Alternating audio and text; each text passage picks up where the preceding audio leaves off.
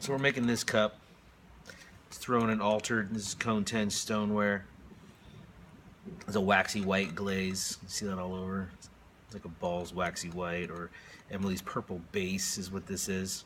You see this at a lot of studios. And this is a black glaze. I believe it's like St. John's black. And I just took a ladle, just went, and just poured it over. I don't like drippy stuff all that often, but sometimes if it drips naturally, it's fine. But it's very hard to control the drippiness. Now I've centered a bunch in other videos, but I think this one's more about the surface treatment on there. So spreading the floor.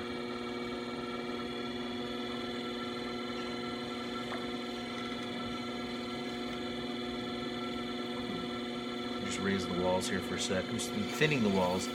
I like doing this, thinning the wall thing, just so I can straighten the cylinder.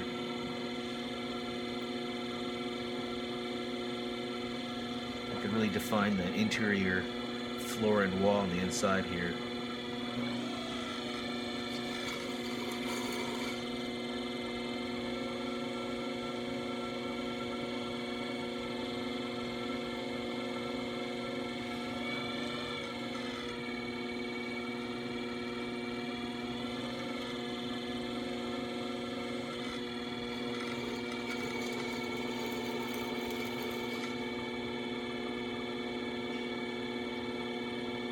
So this shape is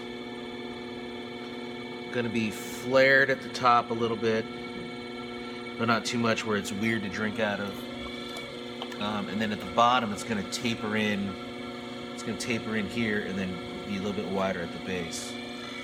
So I'm going to think about where the handle's going to connect here to have a nice place. It's an argument. People always think, handles are personal preference, but there are some places where a handle just doesn't work very well on a pot. It's not in a good place. I think a lot of times the ones that start here and go over down, you're not holding the cup up here. That's too much. All the weight's right here in the middle. So, and then also when you store them upside down, with that handle coming off the top, not the best placement. So when I make these shapes, I'm thinking about handle placement. Give that a consideration. So the handle looks more intentional. It doesn't look like an afterthought. It's part of the overall design of the piece. So it's pretty much the thickness I want. I'm trying to get this going so I don't bore you. Smooth out that inside stuff. Get rid of these throwing lines. So when I make that mark that I was doing the outside, you can see it.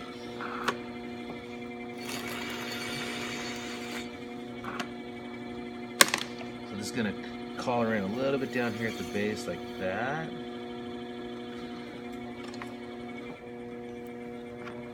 And I don't want it too wide at the top.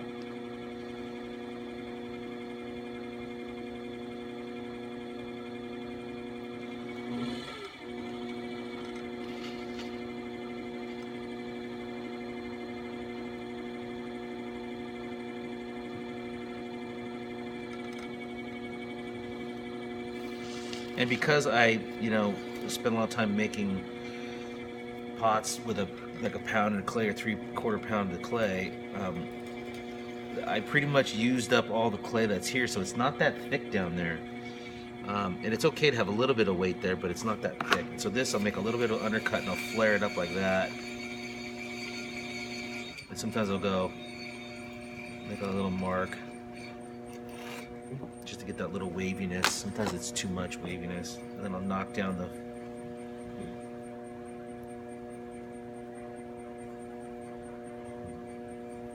So for me, I like to do this all in one continuous motion and not have it be too spirally. So I'll push in, and I'll use the edge of the pot, and I'll push in, relax, let go, and just like that, and that's it. Now, it drives people crazy. People go, why did you wreck that pot? But I don't know, I know I can make pots that are even walled and straight, so this is just more for surface, not surface decoration, but just for an alteration for your eye to move around the pot. Maybe I'll push it out a tiny bit so it's not as crazy on the inside. Okay, that's it. I'm gonna cut it off, wait for it to dry, put a handle on it.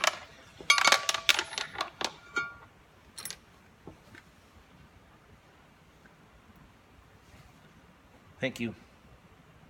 Any questions, leave them in the comment box.